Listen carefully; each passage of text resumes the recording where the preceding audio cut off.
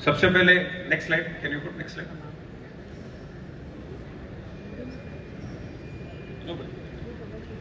Can you move the slide, please? So when we talk about Vision 2047, there is a very important graph. 2022 में sir हम 68,000 crore means $8 billion का हमारा उत्पादन था।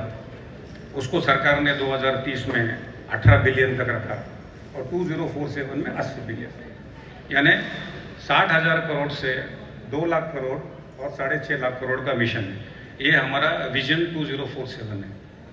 लेकिन हमारी अभी की परिस्थिति क्या है? एक शॉर्ट में देखा जाए सर, 180 लाख टन हम मच्छी पका रहे हैं। 180 लाख टन में 40 लाख टन मरीन है और 140 लाख टन फ्रेश वाटर। लेकिन जो एक्सपोर्ट का जो टारगेट हमारे पास रखा हुआ है वो आता है मरीन फिशरीज और श्रिम्प से। श्रिम्प करीब हमारा सर 9 लाख टन, यानी सर तुम्ही बघितलं की जे टोटल एक्सपोर्ट होतो जो आजचा 68,000 करोड़ का, उसका 70 to 75% comes from shrimp. Luckily seafood export association president is sitting with us, Pawan Kumar ji. So this is our target, and surprisingly sir, it is coming only from 5 states. If you see, it's coming from Andhra Pradesh, West Bengal, Karnataka, Odisha and Gujarat. And Rane sir, if all these things, if you just minus Andhra Pradesh from the equation, sir 70% तो अपना पूरा development goal हो जाएगा। And it has all happened with the gallant, adventurous farmers of Andhra Pradesh, and which is everything has been happened. So this is what is the present situation, sir. And thanks to our honorable Prime Minister that he has roped in such a brilliant Pradhan Mantri Matsya Sampada Yojana, 20,050 crore ki. Then we have Pradhan Mantri Matsya Kisan Samriddhi Yojana. Then we have Fisheries and Aquaculture Development, Kisan Credit Cards. These are all wonderful schemes that he has launched. And recently, Minister has already declared कि all together, अब ये बहुत अच्छी समझने की बात है कि आज के डेट में हमारा पूरा मरीन एक्सपोर्ट 68,000 करोड़ के आसपास है। उसमें अभी तक योजना 40,000 करोड़ की सरकार ने खर्चा किया। ऐसा आज तक किसी सेक्टर में नहीं हुआ कि जिसका सेक्टर का 50% तो खाली हमने प्रमोशन में डाल दिया। लेकिन 2047 में ये मिनिस्ट्री के पब्लिकेशन है कि हमको 200 लाख टन से 400 लाख टन तक जाना है। अभी कैसा जा सकते सर? अब सबसे बड़ी बात है कि हमारा देश इतना बड़ा है, 28 स्टेट्स है, 8 यूनियन टेरिटरीज है। राणे साहब, ये जितना भी डेवलपमेंट हुआ है, जो भी हम रिसोर्सेज की बात करते हैं, वो डेवलपमेंट सिर्फ प्राइवेट लैंड में हुआ।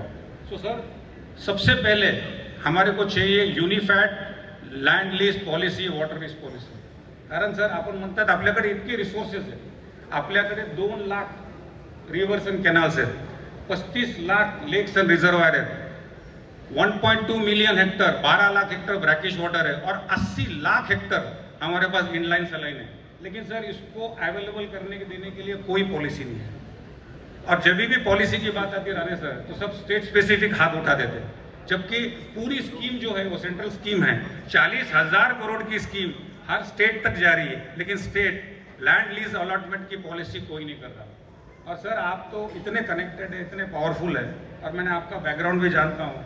आप जो सबसे पहले जो स्वाभिमान संगठन बनाए, उसका मेन रीजन था यूथ को एम्प्लॉयमेंट करना। सर, 5 हेक्टर से $35,000 1 हेक्टर से श्रिम्प का उत्पादन हो रहा है और 100% एक्सपोर्ट हो रहा है, और 10 लाख लोगों को नीम खारा पानी, इसका कोई एग्रीकल्चर से कंपटीशन नहीं है, उस जमीन में इतना उत्पादन हो रहा है। तो आप सोच सकते हैं सर, ये टारगेट अचीव करना कोई बड़ी बात नहीं है। अब हम सभी बोलते हैं कि besides politics, I am a big fan of Modi ji as a personal leadership.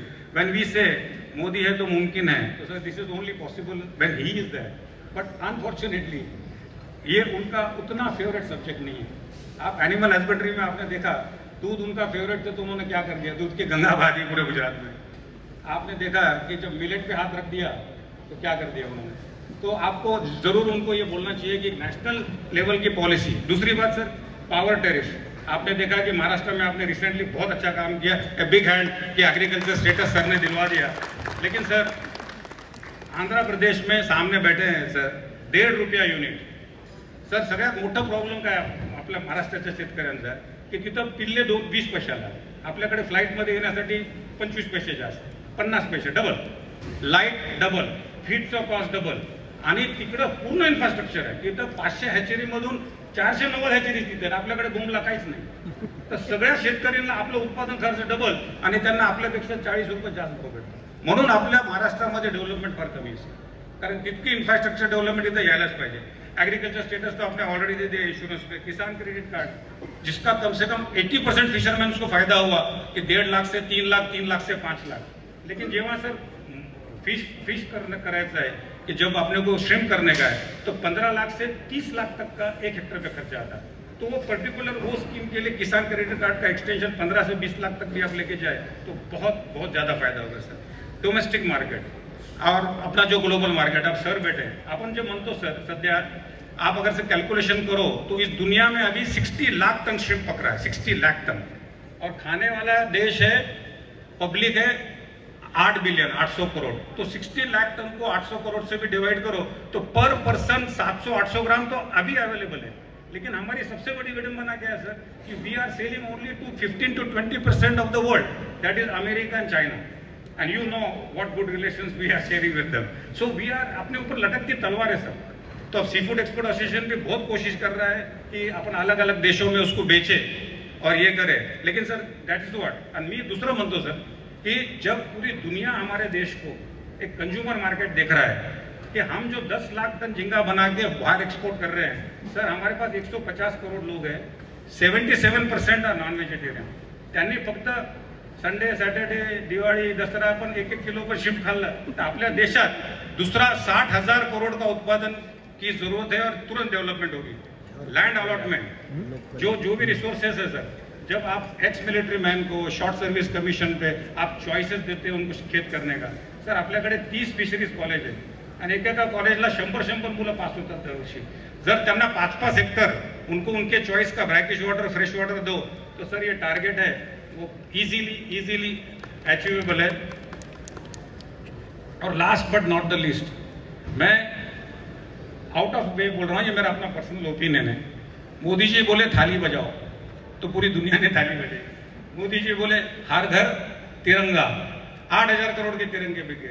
मैं विश करता हूं कि आज मोदी जी से बड़ा चार्मर, लीडर, आइकॉन बोलो या कुछ भी बोलो, मेरी विश है अपनी पर्सनल, मैं किसी को नाराजगी नहीं है क्योंकि अपन इस धंधे से बिलोंग है फिशरमैन की तरफ से. एक बार अगर से नॉनवेज खाने वालों को मोदी जी बोले हर घर झींगा तो ये टारगेट एक दिन में अचीव हो जाएगा. And last but not the least sir, I am very happy today. One of the most fortunate day for a shrimp farmer. कोळंबी उत्पादकाला तुमच्या समोर बोलायची संधी भेटली आणि चांगले शब्द तुमच्या चांगल्या कानाला गेले तर आता डेव्हलपमेंट नक्की होणार ही मी गॅरंटी देऊ शकतो. Thank you so much. And I am very sure aquaculture has the power to change the face of rural economy of India, but if it is handed over to the young youth, and there will be large scale food and profit for our country. Jai Hind, Jai Maharashtra.